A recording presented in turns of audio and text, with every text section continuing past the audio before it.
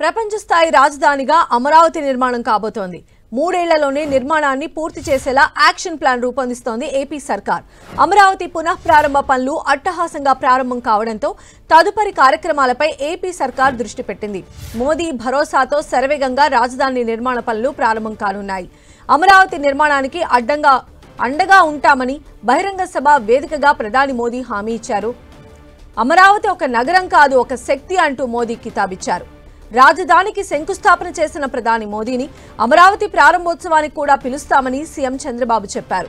ఈ స్టేట్మెంట్తో జస్ట్ 3 ఏళ్లలోనే రాజధాని నిర్మాణాన్ని పూర్తి చేస్తామనే క్లారిటీ వచ్చినట్లయింది.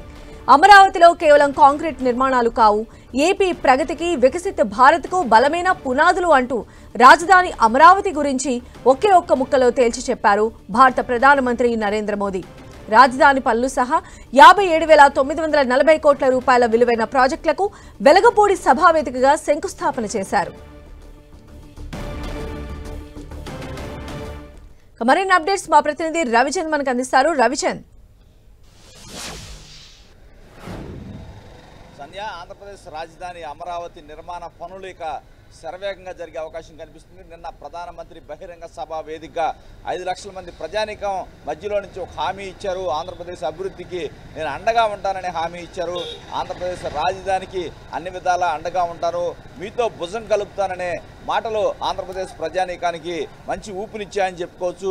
ఆంధ్రప్రదేశ్ ప్రభుత్వం కూడా ఇంకా ఎటువంటి ఆటంకాలు లేకుండా అమరావతి విషయంలో ముందుకు పోతున్న పరిస్థితి కనిపిస్తుంది. మొత్తం కూడా 49 ఏదైతే వేల కోట్ల ప్రాజెక్టులు నిన్న అమరావతి రాజధానికి సంబంధించిన 74 ప్రాజెక్టులు ఆయన శంకుస్థాపన చేశారు. ఇవన్నీ కూడా 3 ఏళ్లలో కంప్లీట్ చేస్తామని సభా వేదిక ముఖ్యమంత్రి కూడా ప్రధానమంత్రికి హామీ ఇచ్చారు. మరలా ఏదైతే పునర్నిర్మాణం అయిన తర్వాత కూడా ప్రధాని చేతే ఆంధ్రప్రదేశ్ రాజధాని భవనాలన్నీ కూడా ప్రారంభోత్సవం చేస్తామనే ధీమానైతే ముఖ్యమంత్రి వ్యక్తం చేశారు. ఈ నేపథ్యంలో ప్రధాని కూడా అనేక విధాలుగా ఆంధ్రప్రదేశ్ అభివృద్ధి గురించి ఆయన కామెంట్స్ ఆంధ్రప్రదేశ్ ప్రజానీకానికి కొంత బూస్ట్ ఇచ్చినట్టు అయిందని కూడా చెప్పుకోవచ్చు.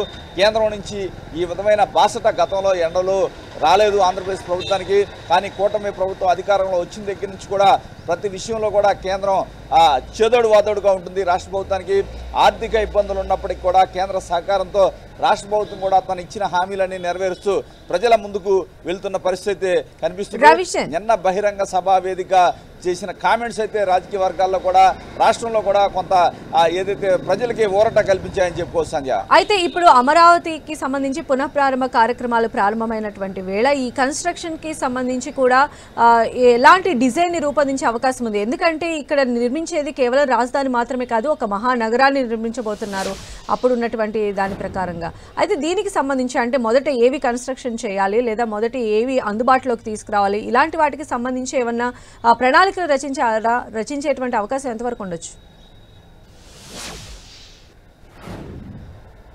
సంధ్య, మీరు చెప్పినట్టు గత ప్రభుత్వ హయాంలో మూలన పడే అంటే అప్పుడు టీడీపీ ప్రభుత్వ హయాంలో కొన్ని భవనాలు అయితే 70%, 80% పూర్తి చేశారు.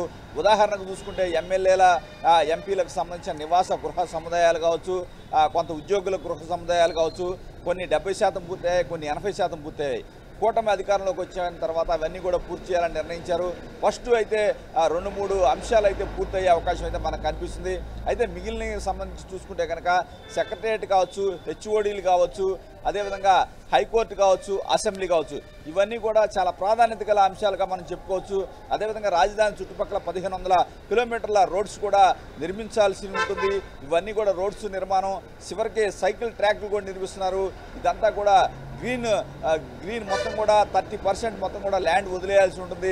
అంతా కూడా గ్రీన్ సిటీ మాదిరిగా ఇక్కడ చేసే అవకాశాలు అయితే ఉన్నాయి.